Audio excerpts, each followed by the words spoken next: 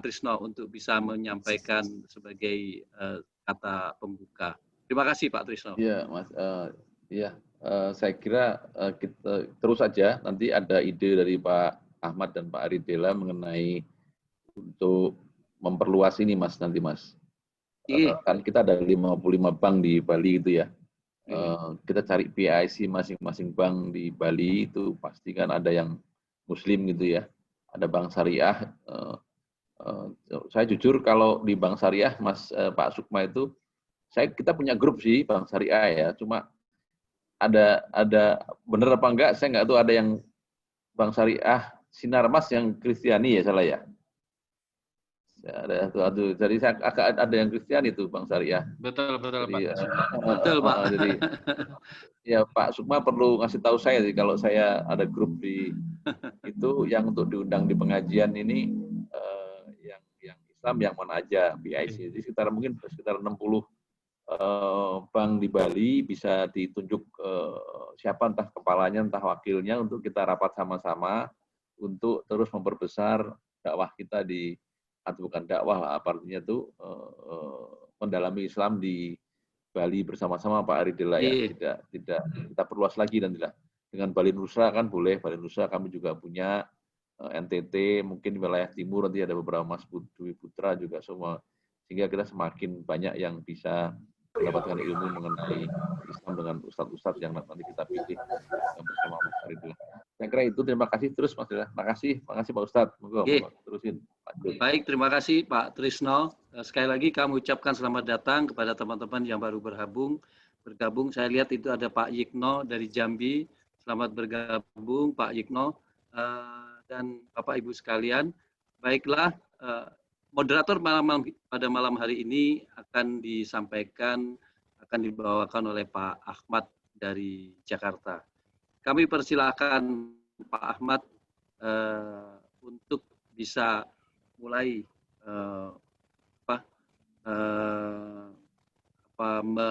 membuka pengajian pada malam hari ini, dan sekaligus kami minta Pak Ahmad sebagai moderator. Kami persilakan Pak Ahmad. Terima kasih Pak Ari. Mohon izin Pak Trisno. Baik, Bapak Ibu, mohon izin kami akan memandu acara ini.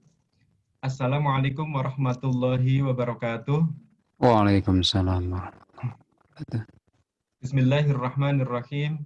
Innal hamdalillah nahmaduhu wa nasta'inuhu wa nastaghfiruh wa na'udzu billahi min syururi anfusina wa min sayyiati a'malina may yahdihillahu fala mudhillalah wa may yudlilhu fala hadiyalah.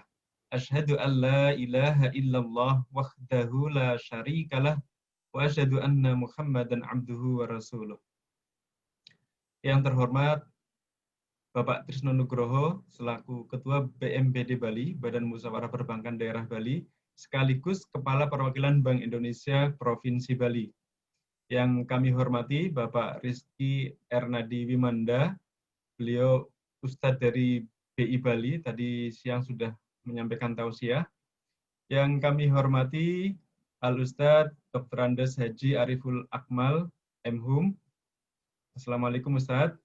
Waalaikumsalam warahmatullahi wabarakatuh. Yang kami hormati Bapak Ibu Jamaah Pengajian Bank Indonesia dan BMPD Bali yang dirahmati Allah.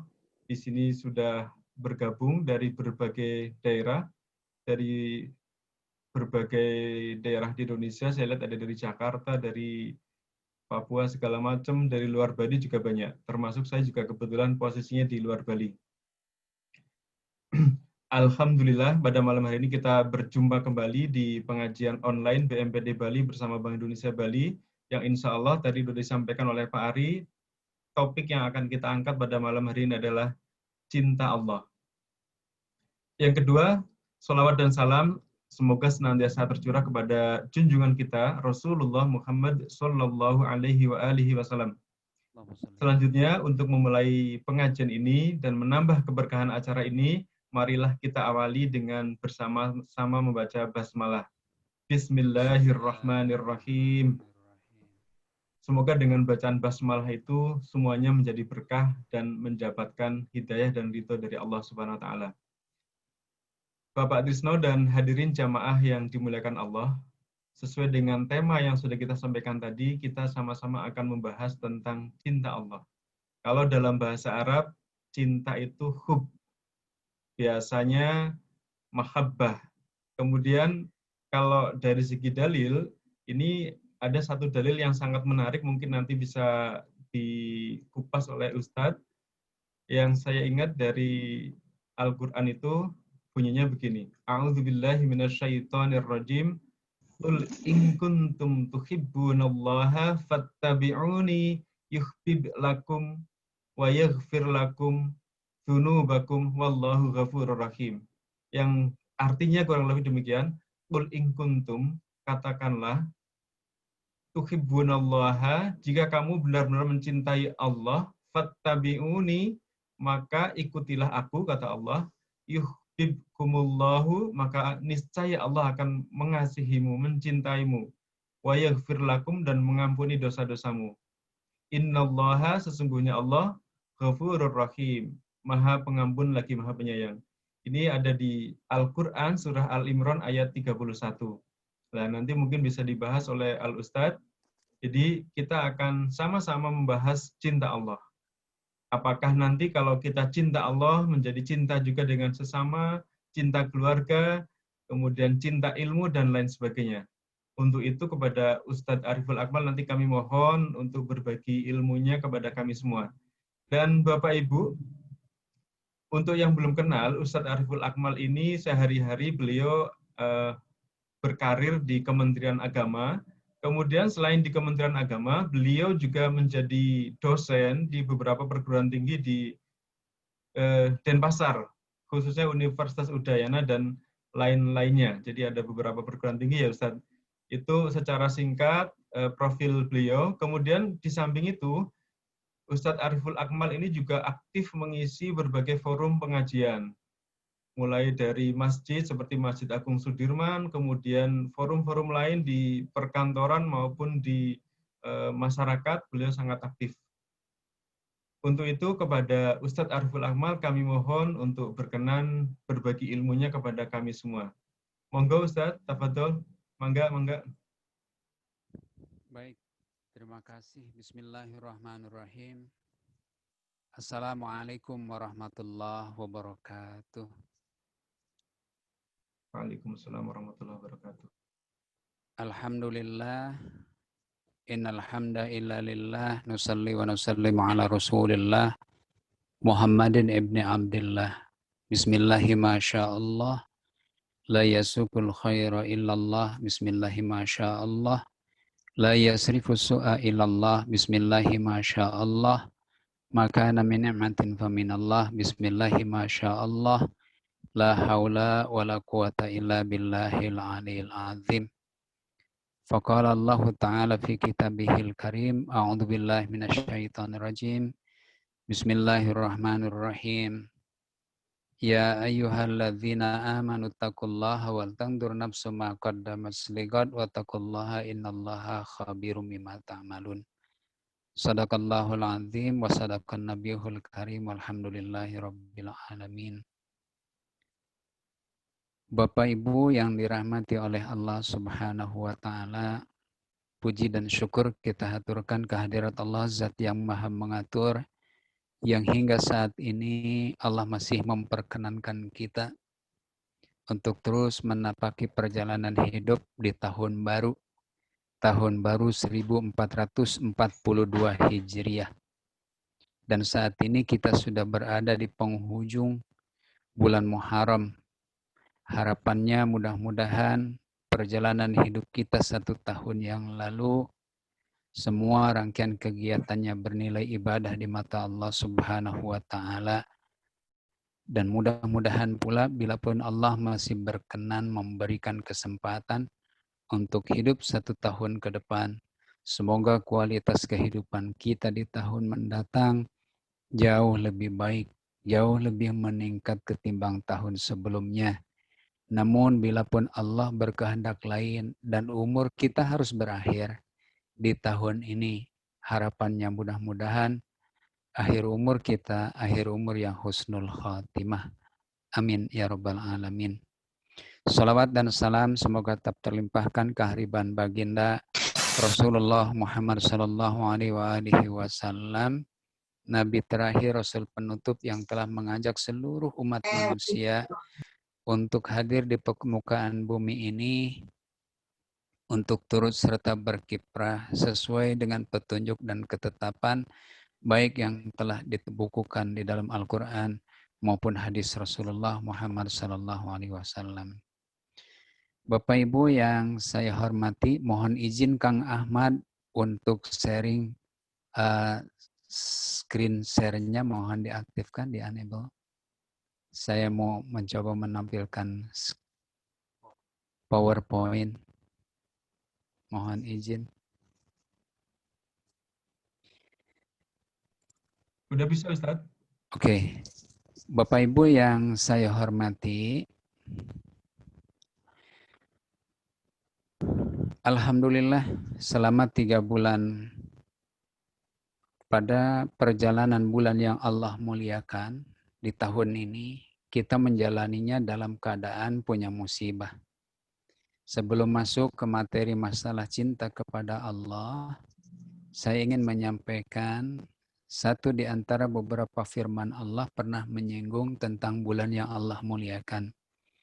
Inna iddatas syuhuri 'indallahi 12 syahran fi kitabillahi yauma khalaqas samawati wal ardi minha arba'atun hurum. Hitungan bulan dalam 1 tahun menurut pandangan Allah ada 12. 4 di antara yang 12 ini merupakan bulan yang Allah muliakan. Yang pertama adalah bulan Zulqa'dah, yang kedua bulan Zulhijjah, lalu yang ketiga bulan Muharram, dan yang keempat adalah bulan Rajab. 3 bulan yang Allah muliakan ini berturut-turut telah dan sedang kita jalani, di mana kita semua dihadapkan pada persoalan ujian yang dirasakan begitu luar biasa oleh seluruh kalangan, khususnya di tanah air kita. Bulan Zulqa'dah adalah bulan ke-11. Ada peristiwa penting yang terjadi pada bulan 11 tersebut, pada bulan Zulqa'dah tersebut, yakni pada bulan Zulqa'dah ada peristiwa pergantian kiblat umat Islam. Dahulu kiblat umat Islam itu adalah menghadap ke Masjidil Aqsa. Masjidil Aqsa itu posisinya di Palestina. Dan Palestina merupakan kota suci 3 umat, Yahudi, Nasrani, dan juga Islam. Setelah 16 bulan, Rasulullah Muhammad SAW bermunajat bermohon kepada Allah agar supaya kiblatnya dipindahkan, dibedakan dengan kedua agama samawi lainnya, maka Allah saat itu perintahkan untuk mengalihkan kiblatnya, yakni ke Masjidil Haram. Ada perintah di dalam Al-Quran, fawallu wajhaka syatral Masjidil Haram, maka palingkanlah wajahmu menuju Masjidil Haram. Pada saat itu peristiwanya diabadikan di Masjid Nabawi, di Madinah, yang hingga saat ini dikenal dengan Masjid Qiblatain. Masjid Qiblatain itu adalah satu masjid yang punya 2 arah kiblat. Masjidil Aqsa, satu Masjidil Haram. Peristiwa itu terjadi pada bulan Zulqa'dah, dan bulan Zulqa'dah saat ini kita lalui pada saat pandemi. Boleh jadi mungkin Allah mengingatkan kepada kita agar supaya fokus kiblat kita tidak melulu ke urusan dunia, tetapi cobalah untuk membanding menyeimbangkan pula dengan urusan akhirat. Wallahu a'lam bishawab. Lalu yang kedua, di bulan Zulhijjah. Di bulan Zulhijjah juga ada peristiwa penting. Salah satunya adalah peristiwa kurban. Kurban mengajarkan kepada kita bagaimana kita sebaiknya bermasyarakat, berbagi, memiliki rasa empati terhadap sesama, dan yang jauh lebih penting peristiwa itu juga merupakan pembelajaran agar supaya menghilangkan sifat kehewanan, sifat kebinatangan yang ada dalam diri kita, dan juga termasuk bagaimana menghilangkan rasa kepemilikan dalam diri setiap kita. Kita harus sadar bahwa apapun yang kita saat ini dapatkan hanyalah merupakan titipan. Yang namanya titipan pada satu waktu akan diambil oleh pemiliknya. Terjadi pada bulan Zulhijjah, dan bulan Zulhijjah tahun ini kita jalani dalam kondisi punya musibah COVID-19. Kemudian ada juga mungkin melalui peristiwa di Idul Kurban yang lalu tersebut memperingatkan kita agar supaya lebih giat memberikan rasa empati, saling membantu, saling menolong kepada mereka orang-orang yang memerlukan pertolongan di sekeliling kita. Lalu yang ketiga, saat ini bulan Muharram hampir berakhir, di penghujung kita berada. Banyak begitu peristiwa yang terjadi pada bulan Muharram, dan boleh jadi ini adalah merupakan singgungan dari Allah atau mungkin juga peringatan dari Allah agar supaya apa-apa yang pernah terjadi dalam sejarah Islam di masa lalu, khususnya pada bulan Muharram, dijadikan cerminan. Nabi Musa alaihi salam diselamatkan oleh Allah, peristiwanya terjadi pada bulan Muharram. Demikian pula Nabi Nuh alaihi salam, Nabi Ibrahim alaihi salam, dan lain sebagainya. Oleh karena itu, rangkaian peristiwa yang kita jalani pada bulan-bulan yang penuh cobaan saat ini mudah-mudahan menjadi sebuah peringatan agar supaya kita lebih mendekat ke jalan Allah, agar supaya cinta Allah dapat diraih. Bapak Ibu yang dirahmati oleh Allah Subhanahu wa Ta'ala,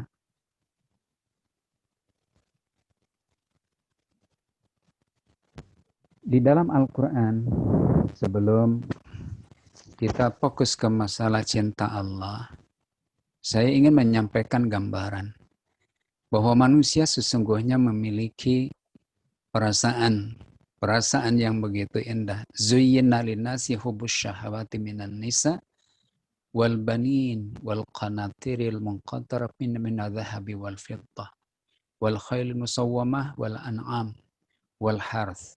Dzalika mata'ul hayatid dunya wallahu 'indahu husnul ma'ab. Ini merupakan sunnatullah. Manusia itu memiliki kecenderungan atau rasa cinta.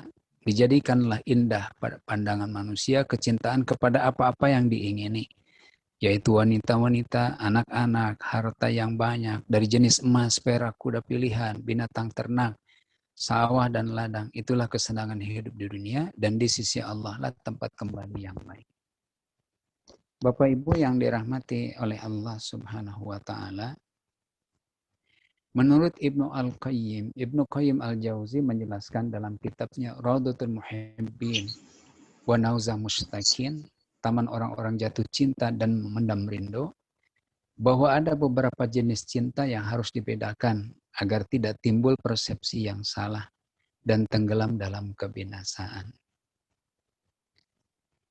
Menurut kitab itu disampaikan bahwa cinta itu yang pertama disebut mahabbatullah, cinta kepada Allah.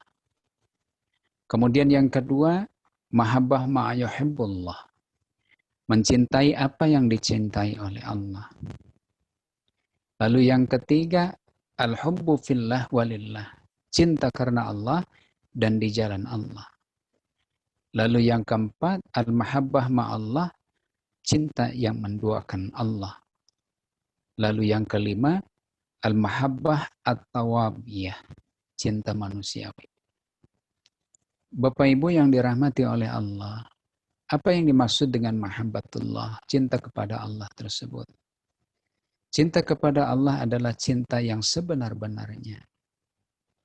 Cinta yang hakiki dan merupakan kewajiban bagi kita untuk mewujudkannya. Tetapi hanya dengan mencintai Allah saja tidak cukup untuk menyelamatkan kita dari siksanya. Karena orang-orang musyrik, para penyembah salib, umat Yahudi dan lainnya juga mengaku mencintai Allah. Namun dalam konteks yang berbeda. Sebagaimana yang Allah sebutkan di dalam Al-Quran, surat Al-Ma'idah ayat ke-18. Orang-orang Yahudi dan Nasrani berkata, kami adalah anak-anak Allah dan kekasih-kekasihnya. Katakanlah, mengapa Allah menyiksa kalian karena dosa-dosa kalian? Dalam ayat tersebut sudah jelas bahwa cinta saja tidak cukup untuk membangun kedekatan kepada Allah. akan tetapi harus disertai dengan ibadah dan pengesahan terhadapnya. Lalu mahabbah ma'ahyubbillah, mencintai apa yang dicintai Allah. Jika kita ingin dicintai seseorang, tentunya kita juga harus mencintai sesuatu yang disukainya. Begitu juga jika ingin mendapatkan cinta Allah, cinta jenis ini mengajak kita agar kita lebih dicintai Allah. Karena dengan begitu Allah akan mencintai kita dan dicintai oleh seluruh makhluknya, baik yang berada di bumi ataupun di langit. Lalu yang berikutnya, al-hubbu fillah walillah. Jenis cinta ini merupakan syarat dari kecintaan kepada apa yang dicintai oleh Allah. Mahabbah ma'ahyubbillah. Karena mencintai apa yang dicintai Allah, tidak akan lurus kecuali jika ia mencintai karena Allah dan di jalan Allah. Sebagaimana ilustrasi berikut, seorang muslim tentu mencintai Rasulullah dan wajib untuk mencintainya. Akan tetapi jika cinta ini tidak dilakukan di jalan Allah, yakni tidak sesuai dengan anjuran yang disyariatkan, atau tidak mengikuti perintah beliau, justru cinta ini akan menjadi malapetaka baginya. Karena ia sama dengan orang munafik, yakni orang-orang yang perbuatannya tidak sesuai dengan hatinya. Lalu yang keempat, al-mahabbah ma'allah, cinta yang mendoakan Allah. Maksudnya cinta jenis ini, kita mencintai selain Allah, dan di sisi lain kita juga mencintai Allah dengan kadar yang sama. Cinta jenis ini adalah rasa cinta yang dapat membawanya pada keburukan dan kesengsaraan. Apalagi jika dilakukan bukan karena Allah dan bukan di jalannya. Karena ia telah menjadikan objek yang dicintainya sebagai tandingan Allah. Sebagaimana yang tertuang dalam Quran surat Al-Baqarah ayat 165, dan di antara manusia ada orang-orang yang menyembah tandingan-tandingan selain Allah. Mereka mencintainya sebagaimana mereka mencintai Allah. Adapun orang-orang yang beriman amat besar kecintaannya kepada Allah. Dan al-mahabbah atau bi'iyah, cinta manusiawi. Untuk cinta jenis ini berbeda dengan jenis cinta sebelumnya. Kita diperbolehkan memilikinya. Cinta jenis ini memiliki kesesuaian dengan watak dan naluri kita untuk mencintai. Sebagaimana orang yang haus pasti akan mencintai air dan sangat mengharapkannya. Dan juga orang yang lapar pasti akan mencintai makanan dan sangat mengharapkannya. Begitu juga dengan cinta jenis ini. Beberapa jenis cinta itu sangat luar biasa, dan tentu jika kita menghendaki untuk mendapatkan segala sesuatu, tentu kita harus mengenal dan memiliki rasa cinta tersebut. Tentu kita semua berharap senantiasa dicintai oleh Allah, sehingga kita mendapatkan segala sesuatu dari Allah penuh dengan kemudahan. Demikian mungkin paparan di awal sebagai pembuka untuk dapat kita jadikan diskusi. Bila ada yang ingin didiskusikan, maka dipersilahkan. Mungkin kalau boleh tayangan presentasinya diselesaikan dulu, Ustadz. Iya. Oke, baik.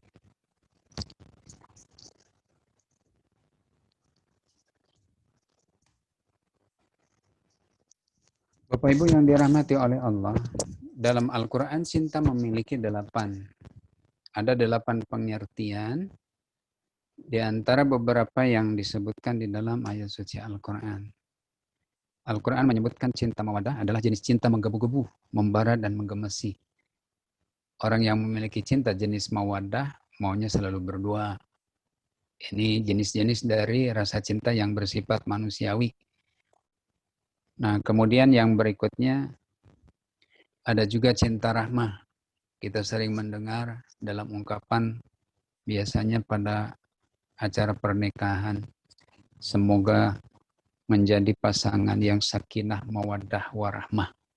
Cinta yang rahmah adalah jenis cinta yang penuh kasih sayang, lembut, siap berkorban, dan siap melindungi.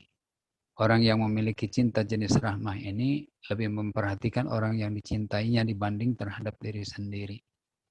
Baginya yang penting adalah kebahagiaan sang kekasih, meski untuk itu harus menderita. Ia sangat memaklumi kekurangan kekasihnya dan selalu memaafkan kesalahan kekasihnya.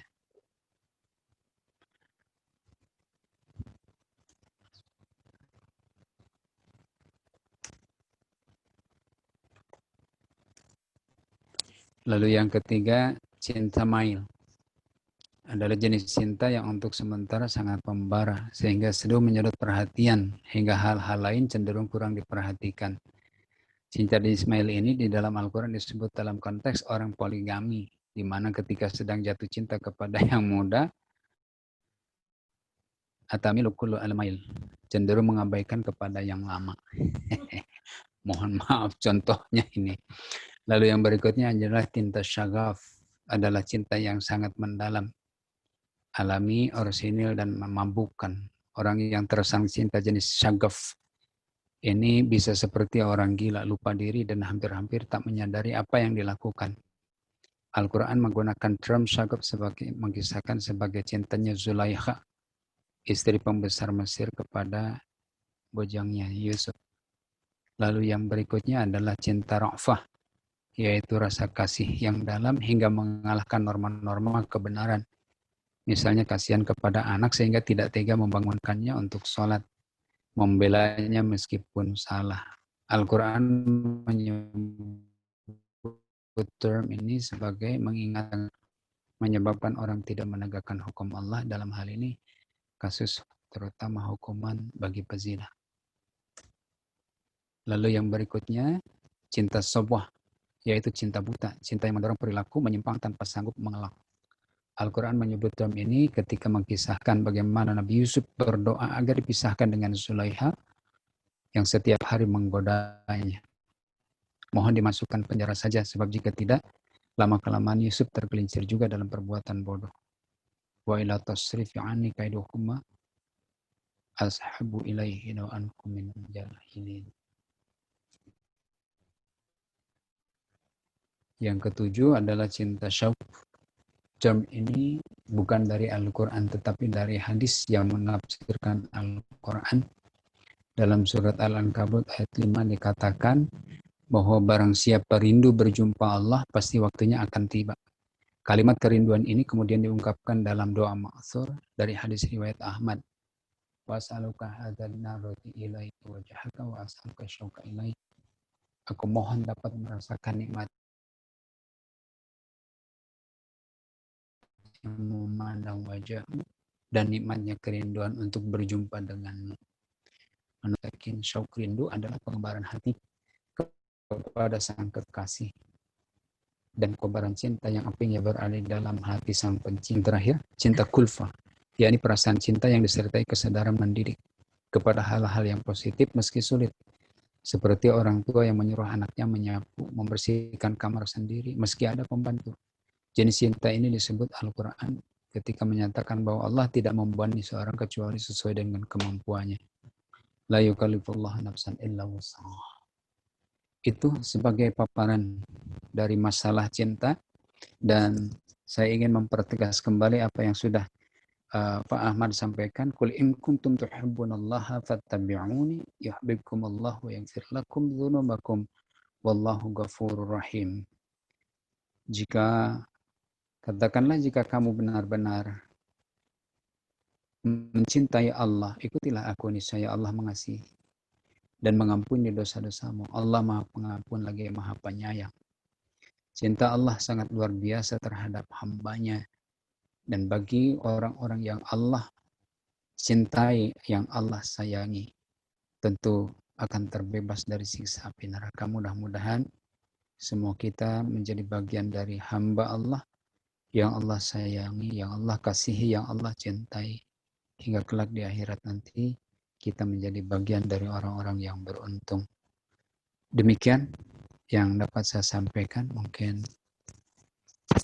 bisa kita diskusikan. Terima kasih. Assalamualaikum warahmatullahi wabarakatuh. Waalaikumsalam warahmatullahi wabarakatuh. Hatur nuhun Ustaz, terima kasih. Luar biasa sekali, materinya sangat menginspirasi kami, dan saya jadi mengenal tentang cinta ini Ustaz. Mula taunya cinta ya gitu aja, ternyata jenis-jenisnya banyak sekali. Dan ini sungguh ilmu yang bermanfaat sekali bagi kami.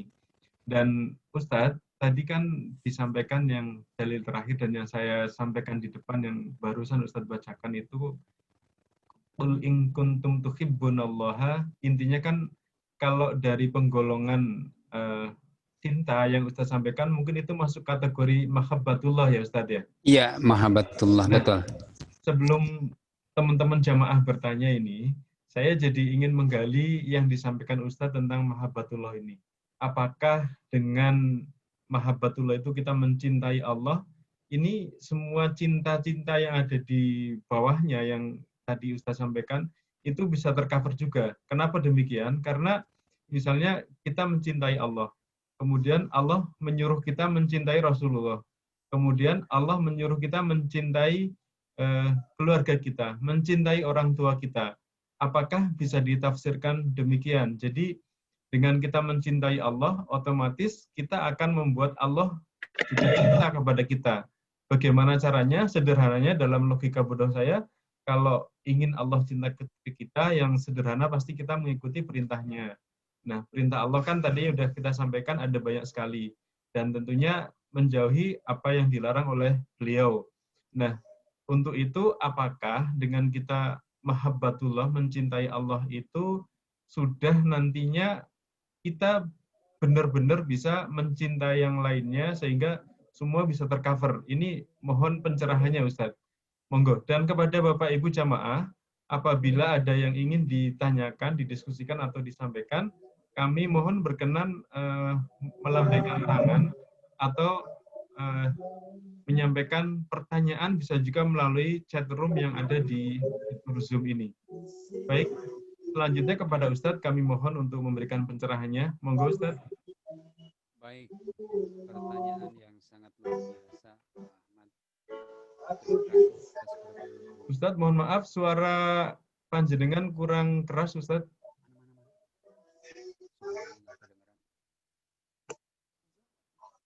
Iya. Baik, terima kasih Pak Ahmad. Pertanyaannya sangat bagus dan luar biasa.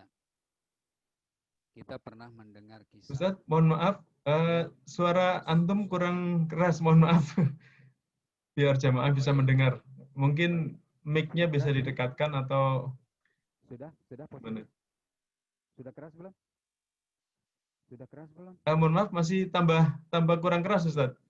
Mungkin dari mic laptopnya malah bisa lebih keras mungkin.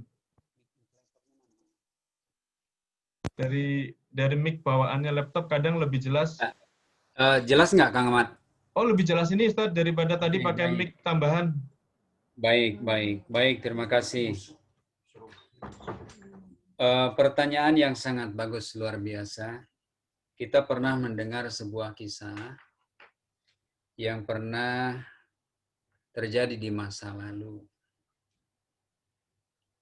Ada sebuah hadis yang pernah disampaikan, irhamu man fil ardi yarhamukum man fis sama.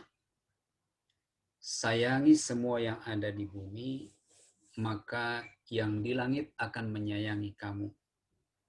Artinya di saat kita menyayangi terhadap sesama, terhadap siapapun makhluk Allah yang ada di sekitar kita, maka Allah akan sayang kepada kita.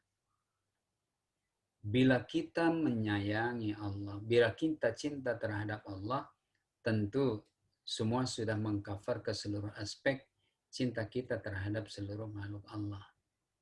Karena konteksnya di saat kita mencintai hamba-hamba Allah, di saat kita mencintai makhluk-makhluk Allah, jangankan yang berwujud manusia, irhamu di situ perintahnya adalah untuk seluruhnya, dengan tanpa membedakan siapa ataupun apa dari jenisnya. Kita sayang terhadap manusia, sayang terhadap hewan, sayang terhadap lingkungan, merupakan cinta untuk memantik timbulnya cinta Allah. Dan di saat kita mencintai Allah, tentu harus terrefleksikan juga mencintai seluruh makhluk Allah. Mudah-mudahan demikian. Ada yang masuk jawabannya, Pak Ahmad. Baik Ustadz, mungkin boleh dijelasin lagi. Kalau tadi kan masalah mahabbatullah itu berarti kan tadi udah Ustadz sampaikan. Nah, ada yang bilang bahwa mahabbatullah, cinta kepada Allah, ini adalah puncaknya segala cinta. Apakah pernyataan ini benar atau bagaimana penjelasannya, Ustaz? Mohon disampaikan. Iya, puncak segala cinta kepada Allah dengan cinta yang sebetul-betulnya merupakan cinta secara puncak dari segala jenis-jenis cinta yang ada di dalam diri setiap makhluk. Dan bila kita betul-betul mencintai kepada Allah, berarti kita sudah merefleksikan itu semua dan berbias kepada seluruh cintanya terhadap siapapun. Oleh karena itu, sesungguhnya di saat kita mencintai Allah, sudah terlepas dari rasa cinta-cinta yang lain terhadap makhluk-makhluk yang ada di sekitarnya, dan tidak lagi ada biasan yang menduakan rasa cinta kita terhadap makhluknya. Demikian kurang lebih, Kang Ahmad. Baik, Ustadz. Ini masih terkait dengan cinta ya, Ustadz. Jadi, mohon maaf saya kok jadi teringat salah satu kisah tentang Abu Hasyim ya, Ustadz. Mungkin Ustadz sudah pernah menyampaikan ya tentang Abu Hasyim ya. Jadi, intinya kisah ini mengkisahkan bahwa Abu Hasyim ini adalah seorang yang ahli tahajud, untuk sekedar merefresh buat Bapak Ibu yang pernah mendengar kisahnya atau mungkin Ustadz. Nah, suatu ketika pada saat beliau mau melaksanakan sholat tahajud itu, saat ngambil air wudhu ketemu malaikat, intinya seperti itu. Nah, malaikat itu kan bawa catatan ya, ternyata beliau itu tidak termasuk hamba Allah yang baik. Intinya tidak masuk surga, karena ternyata beliau tidak peduli kepada tetangganya, salah satunya. Jadi beliau ahli ibadah, tapi tidak peduli kepada tetangganya. Nah, ini mungkin terkait dengan yang disampaikan oleh Ustadz Ariful Akmal tadi, di awal ketika menjawab pertanyaan saya yang pertama itu, intinya mencintai kesemuanya. Nah, ini mohon pencerahannya terkait hal ini, Ustadz. Baik. Baik, Pak Ahmad dan Bapak Ibu sekalian yang saya hormati. Rasul Muhammad SAW pernah menyampaikan dalam sabdanya, la yuminu ahadukum mayyashba wajaruhu ja'i'un. Tidak termasuk golongan orang yang beriman siapa orang yang perutnya kenyang sementara tetangganya dalam kondisi kelaparan.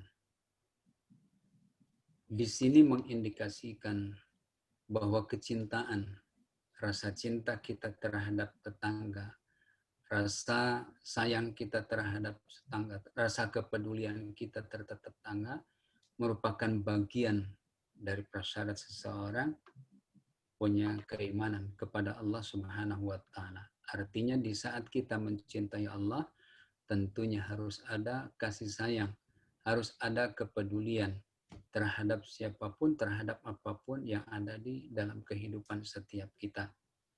Oleh karena itu, akan menjadi sia-sia seluruh rangkaian ibadah salat kita. Akan menjadi sia-sia haji kita, umroh kita, puasa kita. Semua tidak akan bermakna apa-apa manakala kita tidak memiliki kepedulian. Kan rukun agama kita ada 3. Ada iman, ada Islam, ada ihsan. Tidak hanya sekedar cukup beriman kepada Allah, kepada malaikat, ataupun yang lainnya, kalau kita tidak dilandasi juga dengan ihsan kita.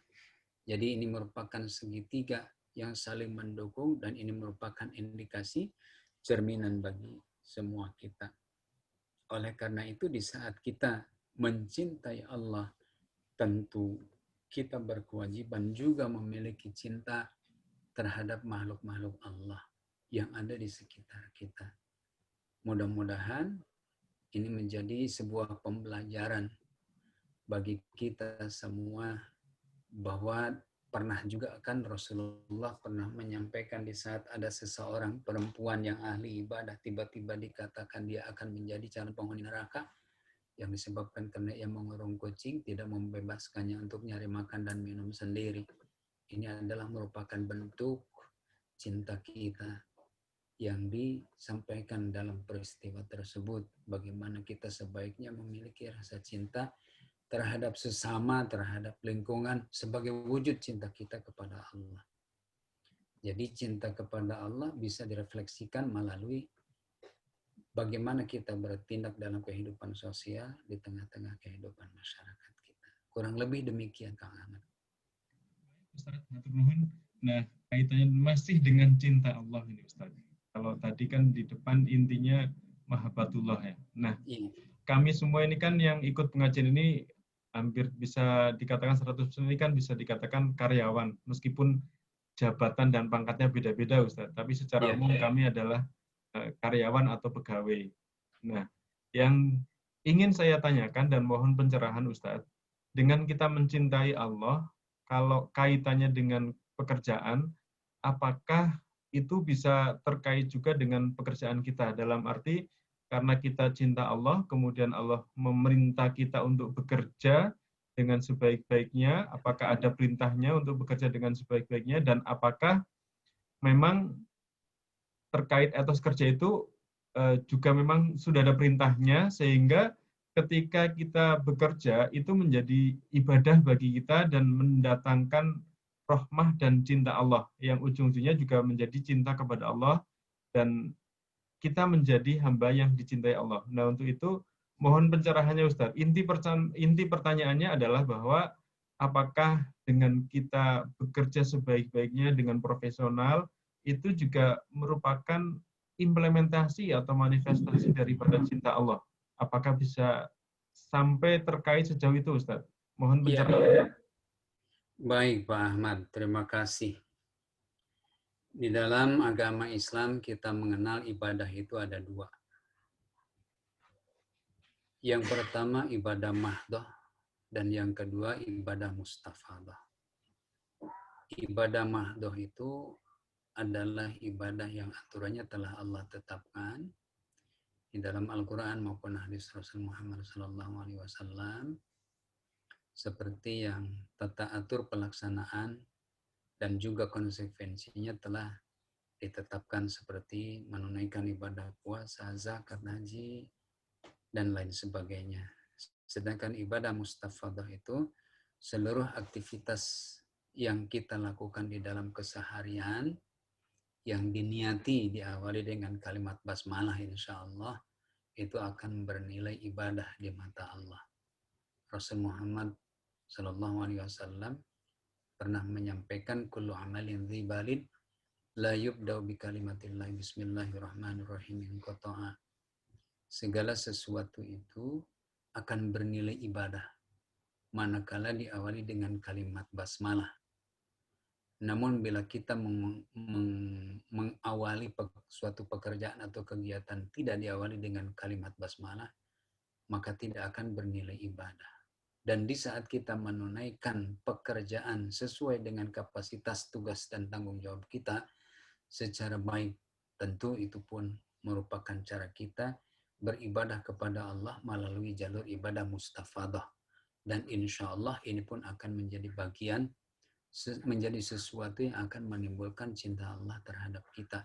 Karena kita sedang menjalankan perintah dan tugas Allah tersebut. Kurang lebih demikian, Kang Ahmad. Sangat menyenangkan. Terima kasih. Ini sudah ada 2 pertanyaan Ustadz melalui chat room. Yang pertama dari Pak Syarif Ahmad. Ini beliau dari KPBI di Jakarta, Ustadz. Jadi peserta pengajian kita dari berbagai penjuru dunia. Kemudian yang kedua dari Pak Suranto Hasugian.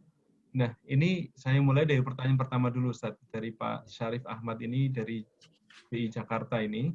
Beliau menanyakan bagaimana kita membedakan bahwa kita itu sudah benar-benar mencintai pasangan kita karena Allah, dan ciri-cirinya seperti apa ya Ustadz? Mungkin kalau terkait ini saya tadi pas membaca di internet ada yang tanya sempat dengar juga pertanyaan, kadangkala di pernikahan itu kan ada yang cintanya tumbuh, ada juga cintanya yang tidak tumbuh, dan ada juga yang tidak mungkin tidak cinta tapi karena sudah terikat dalam rumah tangga ya dijalani saja.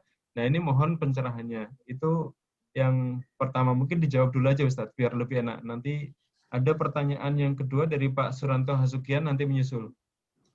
Mangga Ustadz. Baik.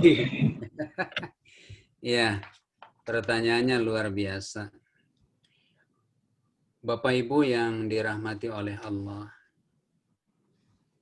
Allah telah mentakdirkan siapapun kita dengan pasangan dan istri kita masing-masing. Apa yang telah Allah tetapkan, insya Allah itu adalah yang terbaik. Apapun kondisi dan keadaan, sesudah dalam perjalanan rumah tangga itu terjadi. Lalu, bagaimana bila kita mencintai seseorang atau taruhlah kita mencontohkan mencintai istri kita, apakah cinta kita itu karena Allah atau karena hal yang lain? Lalu bagaimana kalau memang kita mencintai karena Allah? Bapak Ibu yang dirahmati oleh Allah, ini bahasa cinta memang sulit untuk dibahasakan. Tapi kurang lebih bila kita memang mencintai pasangan hidup kita atau istri kita karena Allah, tentu akan menerima dengan segala kekurangannya. Dan ia berupaya untuk memperbaiki kekurangan ini dengan segala yang ia mampu untuk melakukannya. Satu hal yang harus kita ingat, manusia tidak ada yang sempurna. Dan Allah telah mencocokkan pasangan hidup kita dengan segala kemungkinan untuk upaya penyempurnaannya dari pihak kita. Tidak ada manusia yang tanpa kekurangan. Semua memiliki kekurangan. Tetapi kata ada dalam pepatah bahasa Arab, la tahtakir man dunaka fa inna likulli syai'in maziyatun. Jangan merendahkan sesuatu karena setiap sesuatu itu punya kelebihan. Kelebihan dan kekurangan ada pada diri kita. Tapi terimalah segala kekurangan yang ada, itulah wujud cinta karena Allah Subhanahu wa taala. Kurang lebih demikian Kang Ahmad. Ustadz, ini sudah ada yang tanya lagi yang tadi saya sampaikan dari Pak Suranto Hasukian, Ustadz. Ini beliau menyampaikan bahwa dalam penjelasan Ustadz Ariful Akmal tadi diilustrasikan sebagai berikut. Seorang Muslim wajib mencintai Rasulullah Muhammad. Akan tetapi cinta ini tidak dilakukan di jalan Allah, yakni tidak sesuai dengan anjuran syariat, maka akan menjadi malapetaka. Mohon lebih diperjelas amalan yang tidak sesuai syariat Islam dan amalan yang sesuai syariat, sehingga kita bisa memilah dan memilih yang sesuai dengan syariat. Mohon pencerahan Ustadz, monggo. Baik, pertanyaannya bagus sekali. Bapak Ibu yang saya hormati, dalam perspektif ibadah kita, terutama ibadah mahdoh, seringkali kita menjumpai orang menunaikan ibadah-ibadah itu yang mungkin disebabkan karena latar belakang kondisi kehidupan sosial seseorang. Taruhlah tidak sedikit orang yang dalam kondisi kebingungan sesuatu hal, mungkin karena faktor ekonomi, karena faktor lain, atau karena dunia pekerjaan dan lain sebagainya, sehingga gelap hati, gelap pikiran. Ibadah pun akhirnya terpengaruh. Dia datang menunaikan ibadah sholat, tetapi bukan pada tempat ibadah sholat. Dia menunaikan ibadah sholat di kuburan contohnya. Sholat perintah Allah, Rasulullah juga mencontohkan ibadah sholat, tetapi sholatnya bukan di kuburan. Namun karena gelap hati, gelap pikiran, sehingga orang itu datang ke kuburan kemudian menunaikan ibadah sholat. Itu salah satu contoh yang sederhana Kang Ahmad yang bisa saya gambarkan atas pertanyaan tadi. Kurang lebih demikian. Ada orang menunaikan ibadah, Rasulullah mengajarkan ibadah, cuma pelaksanaannya kondisional yang dibuat-buat kan gitu, sehingga menjadikan ibadahnya justru tidak mendatangkan kebaikan, justru kemudaratan. Kurang lebih demikian Kang Ahmad. Nuhun Ustadz, ini sudah ada yang bertanya lagi melalui chatroom Ustadz dari pimpinan kami Pak Trisno Nugroho. Ini Pak Trisno Nugroho bertanya begini Ustadz. Ada penyakit yang berbahaya, yaitu al-wahan, cinta dunia dan takut mati. Seperti manusia umumnya seperti di atas, cinta dunia dan takut mati. Nah, Yang jadi pertanyaan, bagaimana kita menyadarinya, dan yang kedua, bagaimana mengatasinya? Mohon pencerahan Ustaz. Mangga. Baik. Hubud dunya wa karahiyatul maut. Ini dua penyakit yang sudah Rasulullah Muhammad SAW sampaikan 1400 tahun lalu. Dan banyak terjadi pada saat ini. Kenapa hal ini bisa terjadi? Ya mungkin karena faktor alam yang mendukung menjadikan peristiwa ini bisa terjadi. Atau memang sejarah dan peristiwanya harus terjadi saat ini, sementara Rasulullah sudah menyampaikannya jauh-jauh hari sebelumnya. Bapak Ibu yang dirahmati oleh Allah, kenapa hubud dunya dan rasa takut terhadap kematian ini bisa ada? Disebabkan karena boleh jadi kita terlalu fokus dengan urusan dunia yang seolah-olah kita tidak akan pernah mati. Ini satu kelemahan dari manusia yang seolah-olah akan hidup selamanya di dunia. Padahal Allah sudah mengingatkan dulu di dalam ayat Al-Quran ataupun dari Rasulullah sendiri sudah menyampaikan, wabtaghi fima atakallahu daral akhirata wa la tansa nasibaka minad dunya wa ahsin kama ahsanallahu ilaik. Carilah urusan duniamu, kan kata Allah. Seolah-olah kamu akan hidup yang begitu lama. Tetapi jangan lupa masalah urusan akhiratmu. Seolah-olah engkau akan mati besok. Hal ini mengingatkan kepada kita untuk tidak terlena dengan urusan dunia. Yang Rasulullah sendiri sudah menyampaikan kepada kita bahwa hidup di dunia ini hanya dalam hitungan waktu yang sangat sebentar. Bila saja Rasulullah berusia 63 tahun, Rasul pun sudah memberikan penegasan. Amaru ummati fi sittina ila sab'ina sanatan wa aqallahum yajuzu dzalik. Umur umatku itu hanya dalam bilangan 60 sampai 70 tahun saja. Jadi umat Rasulullah ini hanya sebentar, tidak lama hidupnya. Wa aqallahum yajuzu dzalik, hanya sedikit di antara mereka orang-orang yang bisa lewat dari usia 70 tahun. Dan rata-rata orang pada saat ini kalau sudah usia nyampe 70 tahun kan tingkat produktivitasnya juga tidak terlalu maksimal. Oleh karena itu sayang sekali andaikan usia sudah nyampe usia 40 tapi belum juga nyadar, karena standar keberhasilan orang kan pada usia 40. Apalagi kalau sudah nyampe usia 60 tetapi ia tidak mempersiapkan diri untuk kehidupan akhirat, celaka kata Rasulullah ini, pada akhirnya nanti dikhawatirkan justru akan terbuai terus dengan urusan dunia yang mengakibatkan kerugian, bukan hanya sekedar di dunia tapi di akhiratnya juga pasti akan dijumpai. Nah, oleh karena itu mudah-mudahan kita berusaha semaksimal yang kita mampu mengimbangi untuk kehidupan dunia. Carilah seperlunya, tapi untuk ke akhiratnya pun jangan sampai terlupakan. Karena ketika kita terbuai dengan terus-menerus dengan urusan dunia, pasti akhirat akan dikesampingkan. Demikian kurang lebih Kang Ahmad. Ustaz, sangat menginspirasi kami. Nah, ini sudah ada yang melambaikan tangan ini, Pak Ari Widya Della Purwanto. Beliau ini koordinator kerohanian Islam di BMPD Bali, Ustaz. Untuk Pak Ari, mungkin sudah siap ya Pak Ari, kami silakan untuk menyampaikan pertanyaannya. Monggo Pak Ari. Terima kasih Pak Ustadz. Assalamualaikum Pak Ariful. Pak, tadi di paparan Bapak disampaikan bahwa salah satu yang harus kita lakukan adalah mencintai apa yang dicintai Allah. Ya, Pak. Nah, cuman kami belum mendapatkan Pak, penjelasan nih Pak. Sebetulnya apa saja sih sebetulnya yang dicintai Allah yang harus kita cintai? Itu yang pertama Pak.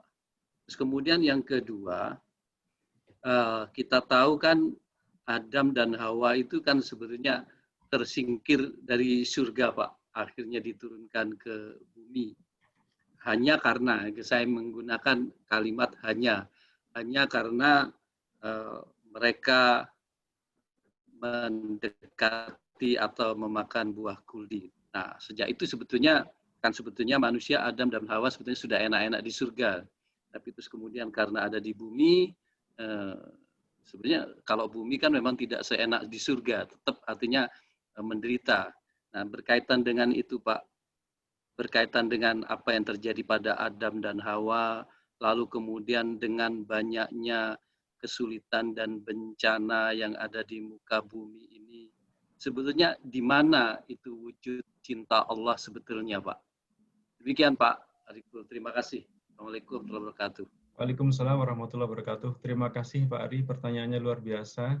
Yang kalau saya boleh menjawab singkat dari pertanyaan Pak Ari, kalau mau tahu yang dimaui Allah tentunya Bapak harus mengaji, Pak. Nah gitu. Makanya sudah tepat malam ini Bapak mengaji bersama kami. Nah, bicara mengaji Pak Ari, saya jadi ingat ada satu pantun yang menarik tentang mengaji Pak Ari. Boleh saya baca ya? Pak Trisno, izin saya baca pantun Pak Trisno. Ya, silakan. Oh, enggak. Baik. Ke Pulau Bali makan ayam betutu. Beli sate tusuk pakai sambal mata. Mari mengaji agar hidup bermutu. Sholatnya khusyuk, doanya diijabah. Mantap, Pak. Mantap. Oh gitu ya Ustadz ya. Nah, mudah-mudahan Pak Ustadz nggak lupa dengan pertanyaannya nih gara-gara pantun. Enggak, ini gara-gara membahas masalah cinta jadi pantun pada keluar nih ya. Ini masih ingat ya Ustadz. Jadi saya nggak perlu mengulang pertanyaan Pak Ari ya Ustadz biar lebih singkat dan simpel. Mangga Baik. Ustadz, tafadhol. Baik, terima kasih. Bapak Ibu yang saya hormati, ketika kita jatuh cinta terhadap seseorang, ingatlah masa remaja dulu. Di saat kita mencintai seseorang, apapun yang diminta oleh orang yang kita cintai pasti dikasih.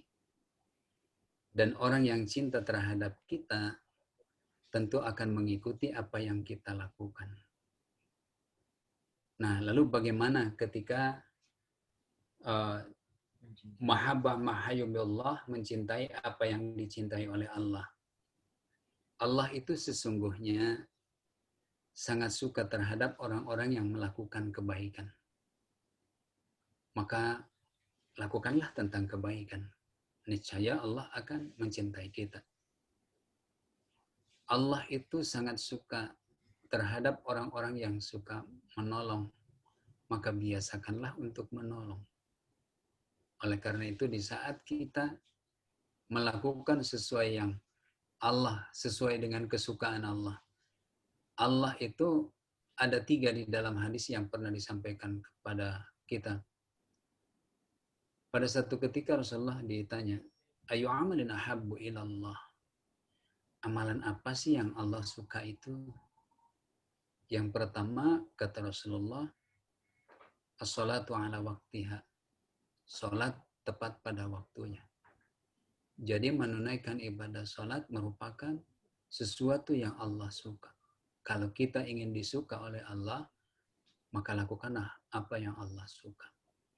Lalu yang kedua, qultu summa ayyun. Lalu apa lagi? Birrul walidain. Berbakti kepada kedua orang tua. Wa qultu summa ayyun. Lalu apa lagi ya Rasul? Al-jihadu fi sabilillah. Berjuang di jalan Allah. 3 amalan ini Allah suka. Dan bila kita ingin disuka oleh Allah, maka lakukanlah apa yang Allah suka. Satu di antara sekian banyak peringatan dari Allah bagi orang yang sudah 40 tahun usianya adalah berbakti kepada orang tua. Iyas bin Muawiyah itu seorang ulama besar yang hidup pada abad ke-12. Ilmunya sangat luar biasa tinggi, bijaksana, dan lain sebagainya. Pada satu waktu, sang ulama ini menangis sejadi-jadinya. Setelah itu disadarkan oleh kawannya, Iyas, engkau seorang ulama besar. Tidaklah pantas engkau menangis seperti itu. Bukankah setiap orang yang hidup pasti akan mengalami kematian? Setiap makhluk yang bernyawa pasti akan mengalami kematian. Lalu Iyas bin Muawiyah itu mengatakan, aku menangis bukan disebabkan karena ibuku telah wafat. Bukan disebabkan karena kematian ibuku. Bukan. karena aku telah kehilangan satu pintu surga dan dia tidak akan membuka sampai kiamat tiba nanti. Dan aku dalam tangisku pun bermohon agar supaya satu pintu yang masih tersisa dapat aku menjaganya. Ternyata kenapa Iyas bin Muawiyah mengatakan itu, mengibaratkan orang tua adalah pintu surga, karena berdasarkan hadis Rasul. Al-walidu awsatu abwabul jannah. Yang namanya orang tua, kedudukannya seperti pintu surga yang letaknya di tengah di antara beberapa pintu surga lainnya. Jadi bakti kepada kedua orang tua bagian dari yang Allah suka. Biasakan untuk melakukan apa yang Allah suka, insya Allah Allah akan suka kepada kita. Lalu yang kedua, masalah Nabi Adam dan Siti Hawa. Dalam rangkaian peristiwa inilah yang mungkin mengisyaratkan bahwa manusia tidaklah suci seperti malaikat yang tidak pernah melakukan kekeliruan. Tapi Allah kondisikan bahwa manusia memiliki sikap sekali waktu melakukan kebaikan, tapi di lain waktu juga melakukan kekeliruan. Tapi Allah dengan rasa cintanya membuka tangan untuk menerima taubat hambanya yang ingin mohon ampun dan taubat padanya.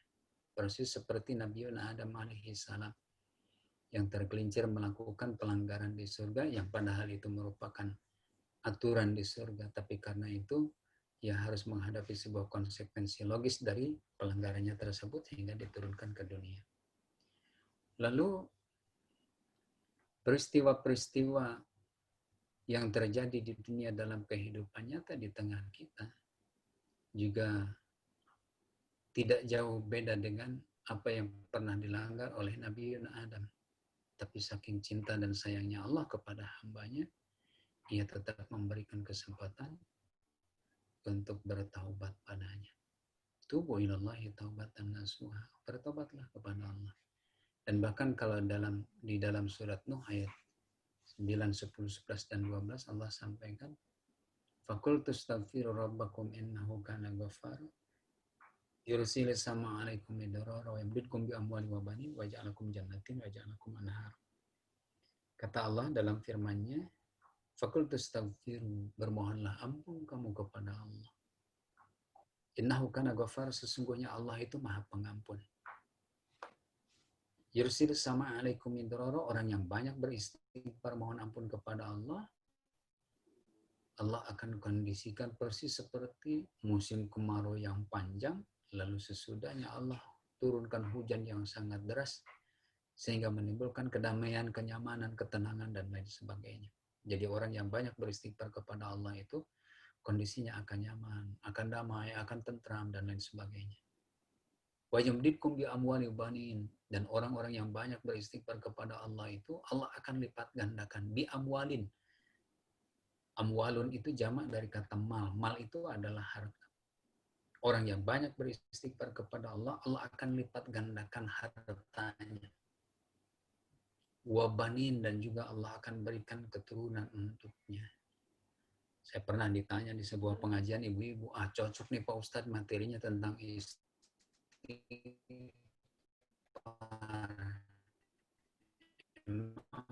Kenapa?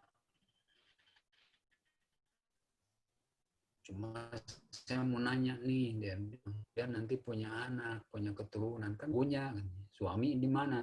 Suami saya di Papua, lah ibunya di Denpasar. Istighfar sampai 1000 kali pun sehari nggak bakalan bisa punya anak. Kan harus ketemu dulu prosesnya.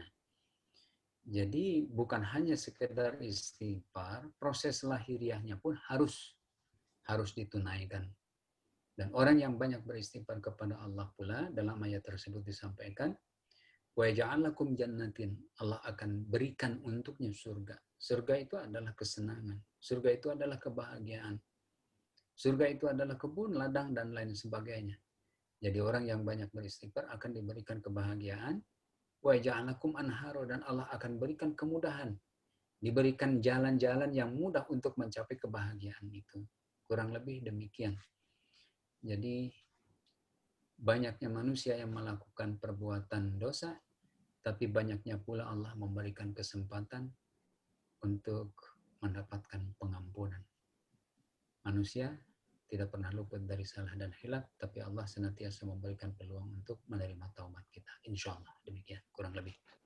Pak Ustadz, satu lagi Pak Ustadz, dengan banyaknya bencana, kesulitan yang dihadapi manusia, bahkan ada juga bayi yang baru lahir, dia sudah menghadapi kesulitan, atau misalnya ya kesulitan hidupnya mungkin karena cacat, dalam bentuk seperti itu, di mana bentuk kecintaan Allah, Pak Ustadz?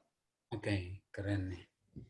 Bapak Ibu yang saya hormati, musibah dalam bahasa terminologi agama Islam bisa dikatakan ujian. Jadi ujian itu diterjemahkan sebagai musibah, diterjemahkan juga sebagai al-ibtila atau bencana, juga disebabkan fitnah. Fitnah itu diterjemahkan sebagai ujian.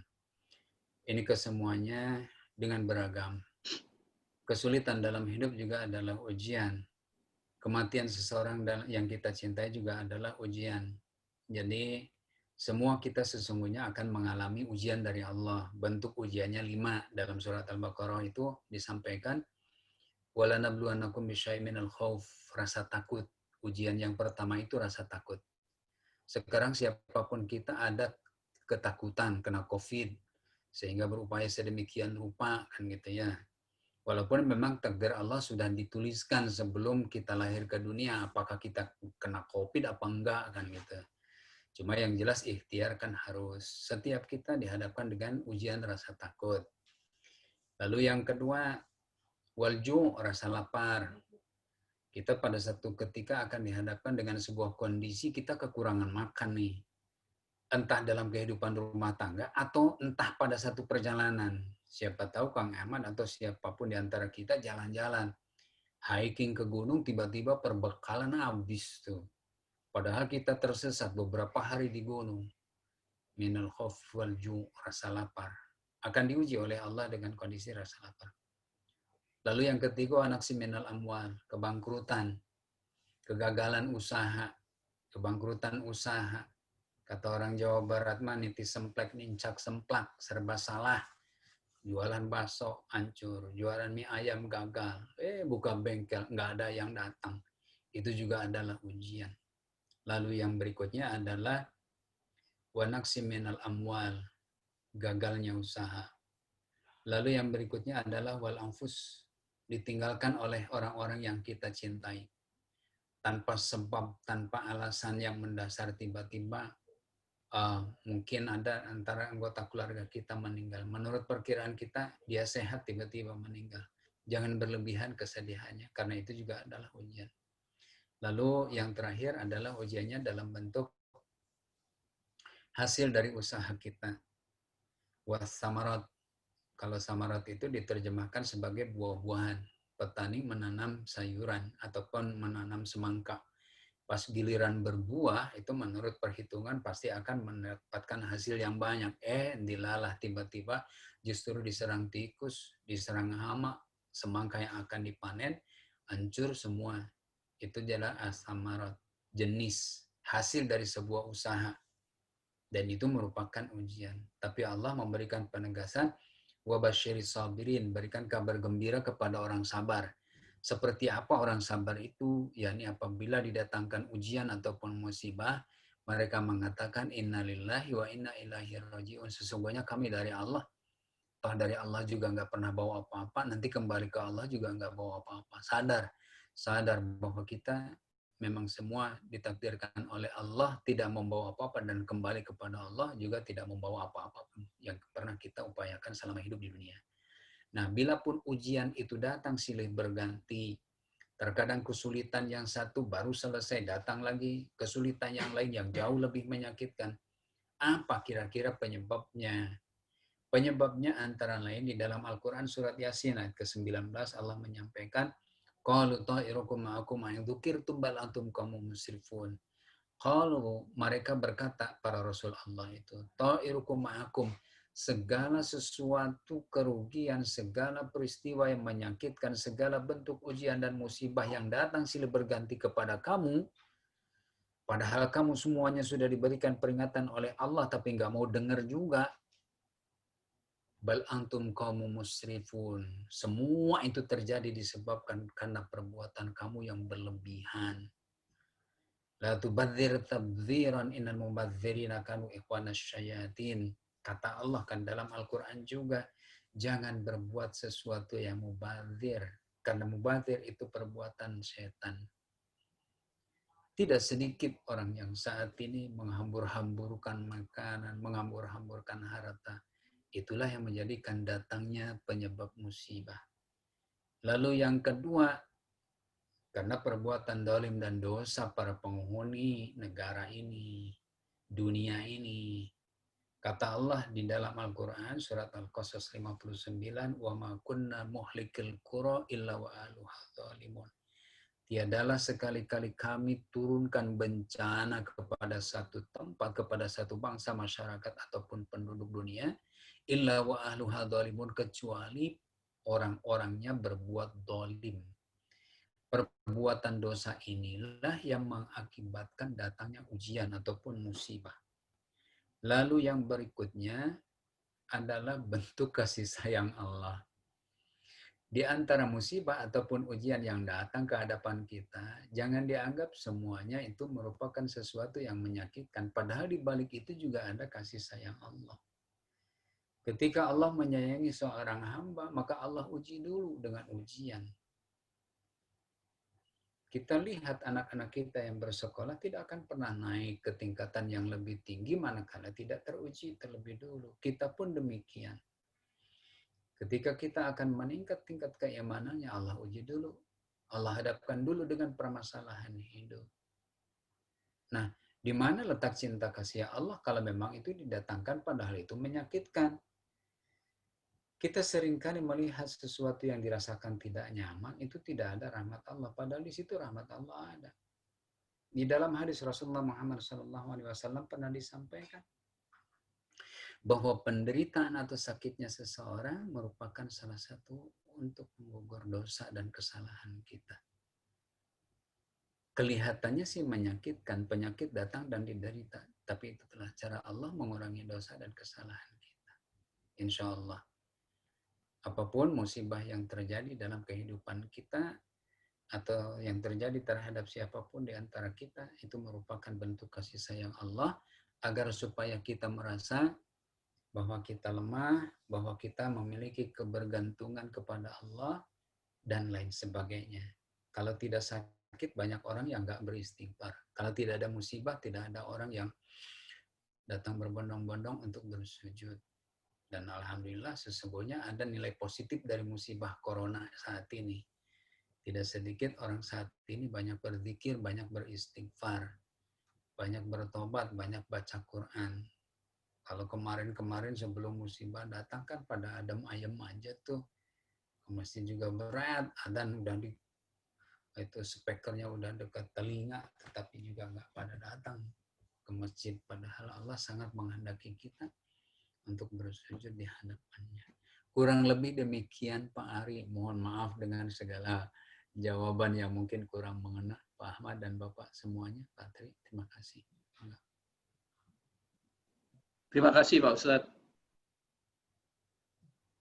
Terima kasih Pak Ustadz. Sama-sama. Ini masih ada pertanyaan terakhir Ustadz. Ada 2 pertanyaan sebenarnya, tapi pertanyaan yang pertama sudah terjawab tadi dari penjelasan Ustadz. Yang pertama ini pertanyaan dari Ibu Vini BNI Renon. Beliau menanyakan apakah benar Allah akan selalu memberi cobaan kepada umatnya karena Allah sayang kepada kita. Itu sudah terjawab tadi dari penjelasan terakhir. Kemudian yang kedua Ustadz, ini ada pertanyaan dari jamaah kita yang jauh dari ujung Indonesia, ujung timur Ustadz, dari BI Papua, dari Pak Dwi Putra Indrawan. Beliau menanyakan, ada pepatah yang mengatakan, tak kenal maka tak sayang maka tak cinta. Bagaimana pendekatan yang paling pas atau paling mudah agar kita bisa mengenal Allah lebih dekat, sehingga bisa sampai pada tahap mencintai Allah. Mohon pencerahannya Ustaz. Luar biasa. Bapak Ibu yang dirahmati oleh Allah. untuk menimbulkan rasa cinta dan Allah mencintai kita harus dipancing dengan bagaimana kita mencintai terhadap makhluk Allah. Di saat kita mencintai makhluk Allah yang Allah ciptakan bertebaran di mana-mana, maka saat itu pula cinta Allah kepada kita akan tumbuh dan berkembang secara maksimal. Pancinglah semua itu dengan rasa cinta dan kasih sayang terhadap siapapun dan dimanapun kita berada. Karena sungguh di saat kita mengekspresikan cinta kita terhadap makhluk-makhluk Allah yang ada di sekitar kita, maka Allah pun akan cinta dan sayang terhadap kita. Ya, dan saya berharap terutama pada suasana yang penuh ujian ini, saya sudah banyak merasakan bagaimana kondisi-kondisi saat ini yang ada di lingkungan saya, terutama di Monang Maning. Sudah banyak orang yang merasa berat dan sangat berat. Dan terkadang kalau melihat langsung kondisi di rumah tangga, kalau bila dibandingkan dengan kondisi di desa, sesungguhnya jauh lebih nyaman di desa. Saya kemarin selama April sampai Juli berada di Bedugul, di pedesaan. Sesulit-sulitnya orang di kampung masih bisa makan sayur, makan jagung, makan ketela, dan lain sebagainya. Tapi susah-susahnya orang di kota itu sangat luar biasa, lebih susahnya ketimbang orang di kampung karena tidak ada tanaman yang bisa dimanfaatkan dan lain sebagainya. Orang hampir semua kehilangan mata pencaharian. Orang berupaya untuk melakukan apapun demi hanya menyambung hidup. Saya mengetuk dan menghendaki kita semua untuk memiliki kepedulian. Karena sungguh sekarang ini sudah dirasakan begitu berat. Jangankan untuk membeli sesuatu, untuk memenuhi kebutuhan hidup, makan aja udah sangat sulit. Dan luar biasa, saya sangat menaruh hormat kepada siapapun di antara kita yang masih hingga saat ini memberikan kepedulian, sesuap nasi yang Bapak Ibu berikan terhadap orang yang memerlukan. Sehingga terlebih apabila sampai berurai air mata mereka tatkala menerima kebaikan Bapak Ibu. Insya Allah, air mata yang menetes merupakan air mata yang kelak di akhirat nanti akan memadamkan dan menjauhkan kita dari siksa api neraka. Rasul memberikan penegasan khairun nasi anfa'uhum linnas, sebaik-baiknya manusia adalah mereka yang mampu memberikan manfaat terhadap orang lain. Terlebih pada saat kondisi semacam ini, sayangilah mereka. Berikanlah sesuatu yang mereka perlukan di saat kita mampu untuk berbagi. Karena itulah cara kita untuk mengetuk pintu langit sehingga Allah pun mencintai kita dan keluarga kita semua. Demikian Kak Ahmad, mudah-mudahan ada manfaatnya. Dan terima kasih Bapak, Ibu semuanya. Pak Tris, Pak Ali, Ya. dan semua. Pak Ahmad, itu Panti Asuhan Tunas Bangsa itu punyanya Pak Ariful Akmal? Bukan. Bukan. Bukan ya? Ya, Panti Asuhan Tunas Bangsa itu punya Pak Haji Muhsan, Pak Tris. Pak Ariful Akmal apa Panti Asuhannya? Enggak, saya enggak punya. Saya tugas di Kementerian Agama aja, Pak. Oh. Cuma berdomisili dekat ke Panti Asuhan Tunas Bangsa. Oke. Ya. Jadi kenal betul ya Ustadz Arif dengan pengelolanya Panti Asuhan Tunas Bangsa ya, Ustadz Arif ya? Ya, Pak Haji Muhsan Effendi. Ya. Kalau mau kita ada bantuan ke sana, rekomen ya Pak Ustadz? Kalau panti asuhan sesungguhnya banyak yang jauh lebih memerlukan ketimbang yang di sini ya, yang saya tahu. Di mana Pak? Di sini di Batu Karu juga ada Pak, banyak sekali panti asuhan. Itu kalau di Batu Karu itu justru yang anak-anak duafa dari wilayah timur, ada yang dari Bima, ada yang dari NTB. Dan pasar mana Pak? Di sini, di dekat kuburan Hindu. Monang Maning ya? Iya, di Monang Maning juga. Iya. Itu Pak Ahmad di anu aja. Ya, dicatat Pak Ahmad. Untuk itu yang next. Dekat rumahnya Mbak Nur Pak Trisno.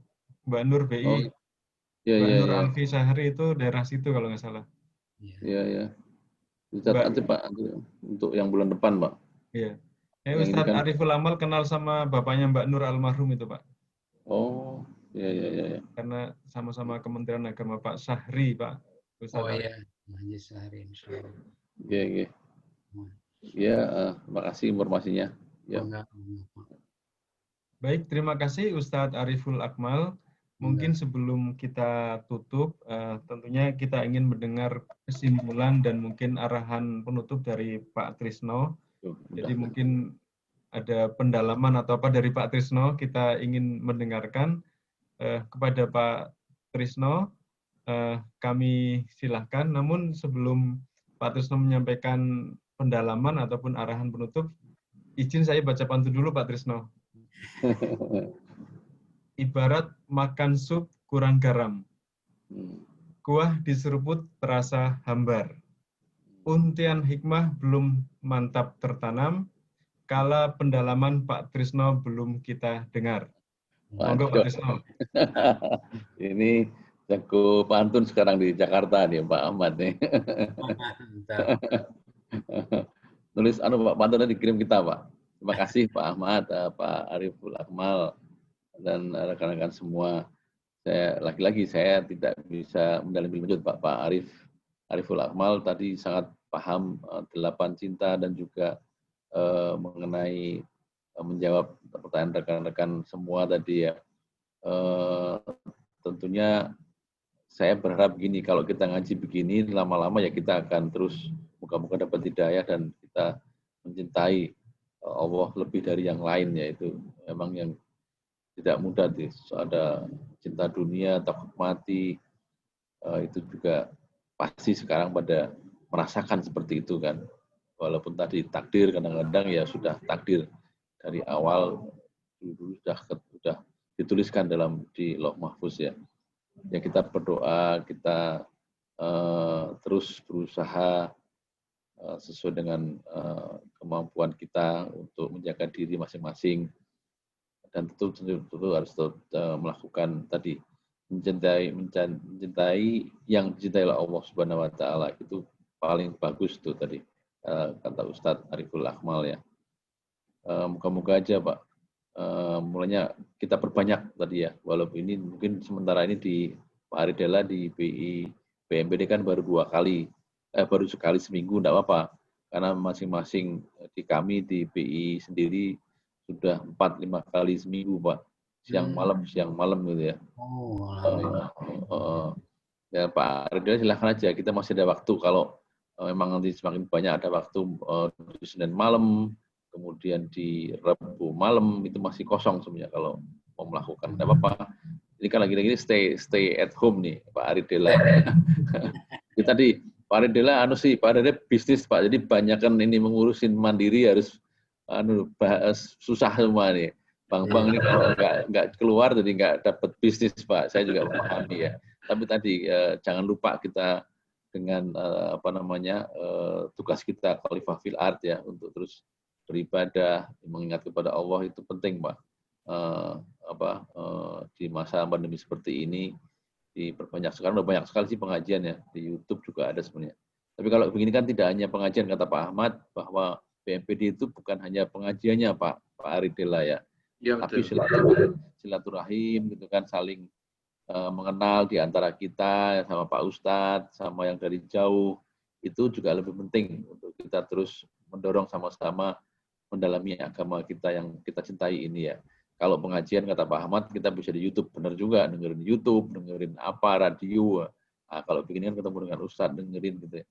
Saya kira terusin Pak Aridela dan Pak Ahmad, silahkan kita rapatkan dengan tim tim Muslim di masing-masing bank, cari PIC-nya. Mosok sih di Bali tidak ada 100 orang, 150 orang. Saya kira ada. Ya kita kirim aja, perkara dia nggak ikut nggak ada masalah ya. Kita kirim aja secara masukin grup, kita kirim terus. Insya Allah kalau emang pada saatnya diberikan hidayah atau diberikan pengen ikut, nanti dia akan ikut sendiri ya. Terus lakukan ini. Terima kasih Pak Ariful Amal yang tadi ilmunya sangat banyak itu ya. 8 cinta di Pak Ahmad baru tahu 8 cinta dari hari ini. Terima kasih sekali lagi ya. Moga-moga apa yang disampaikan Pak Ustadz memperkaya pikiran kita ya, memperkaya pengetahuan kita, terus kita semakin cinta kepada Allah untuk melakukan perintah-perintahnya di selama kita masih berikan kesempatan. Terima kasih Pak Ustadz, Pak Ahmad. Terima kasih. Jadi betul sekali yang Bapak sampaikan, kita itu pengajian melalui Zoom ini ibaratnya sebenarnya seperti ketemu langsung. Jadi kita membina silaturahim, Pak. Karena kalau hanya belajar ngaji di YouTube itu dari ustadz terkenal siapapun, itu pasti ada, Pak. Tinggal kita ketik langsung muncul ceramahnya. Ada banyak. Tapi kalau di YouTube tentunya kita nggak bisa interaksi seperti pada kajian malam ini. Nggak bisa tanya baik melalui chatting room maupun melalui video secara langsung. Intinya dengan pengajian ini kita sangat berharap silaturahimnya akan lebih meningkat, Pak. Nah, bicara silaturahim Pak Trisno, saya jadi ingat ada pantun Pak Trisno. Boleh baca Pak Trisno? Izin ya Pak Ari ya. Ya, lanjut. Iya Pak, itu barang sulit itu.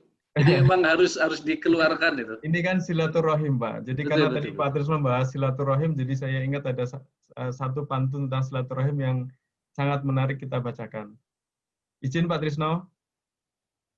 Puasa Ramadan di bulan Agustus. Menahan lapar dan menahan haus. Kita bina persahabatan yang tulus. Tali silaturahim jangan terputus. Ini dari mana Pak Ahmad? Ilmunya tambah sekarang, ilmu pantun, hebat. Pantun gitu ya. Karena bicara silaturahim itu saya ingat ceramah dari Ustadz itu ada hadis yang mengatakan man ahabba ayyub satalahu fi rizqihi wa ayyun sa'afi atharihi falyasil rahami.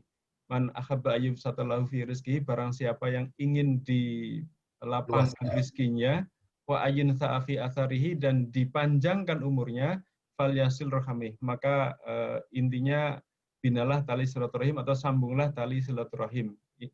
Itu seperti itu. Jadi silaturahim itu ternyata sangat penting sekali sampai-sampai Kanjeng Nabi ngendiko seperti itu.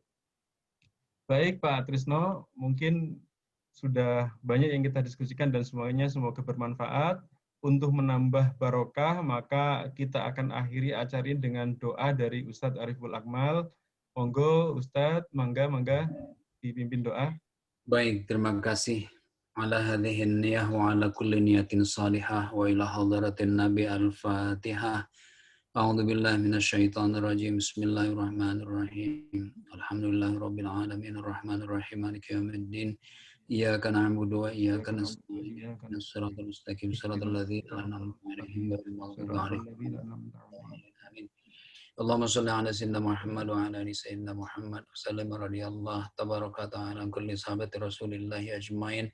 Alhamdulillahi rabbil alamin hamdan syakirin hamdan na'imin hamdan yuwafi ni'amahu wa yukafi mazidah. Ya Rabbana lakal hamdu kama yanbaghi li jalali wajhika wa 'azimi sultanik. Allahumma ighfir lil muslimina wal muslimat wal mu'minina wal mu'minat wa jami'i umat Muhammadin sallallahu alaihi wasallam al ahya minhum wal amwat ya qadiyal hajat. Allahumma ighfir lana wal walidaina ya Allah ya Rahman ya Rahim ya Ghafur. Allahumma ighfir lana wal walidaina ya Allah ya Rahman ya Rahim ya Ghafur. Allahumma ighfir lana wal walidaina ya Allah ya Rahman ya Rahim ya Ghafur. Warhamhuma kama rabbawna shighara. Amin. Ya Allah, ya Rabb, izinkan kami merendahkan hati memohonkan ampunan atas segala dosa dan kesalahan yang terlanjur pernah kami lakukan. Ya Allah, ampuni seluruh dosa dan kesalahan kami, baik yang peristiwanya terjadi disebabkan karena ucapan, sikap maupun perbuatan kami. Ampunkan kami ya Allah, innaka antal ghafurur rahim. Ya Allah, ya Rabb, lindungi kami, lindungi keluarga kami, berikan kami semua kesehatan lahir maupun batin ya Allah. Jagalah kami dari segala sesuatu yang dapat membahayakan kami, membahayakan keluarga kami, lingkungan kami di mana kami berada ya Allah. Innaka anta khairul hafidhin. Allahumma aftah lana abwaaba kulli syai'in khair wa anta khairul fatihin. Warzuqna min kulli rizqin wa anta khairur raziqin. Rabbana atina fid dunya hasanah wa fil akhirati hasanah wa qina adzabannar. Walhamdulillahi rabbil alamin. Demikian, terima kasih. Mohon maaf. Assalamualaikum warahmatullahi wabarakatuh. Waalaikumsalam warahmatullahi wabarakatuh. Terima kasih Ustadz. Jazakallahu ahsanal jasa. Amin. Wa iyyakum. Semoga yang disampaikan Ustadz semuanya dapat kita ambil hikmahnya dan dapat kita laksanakan. Insya Allah sangat bermanfaat Ustadz. Dan saya sebagai moderator mohon maaf apabila ada kesalahan dan kekurangan. Kita akhiri pengajian malam hari ini dengan doa kafaratul majelis. Subhanakallahumma wa bihamdika asyhadu an la ilaha illa anta astaghfiruka wa atubu ilaik. Demikian mohon dimaafkan atas segala kekurangan. Wallahul muwaffiq ila aqwamit thariq. Wassalamualaikum warahmatullahi wabarakatuh.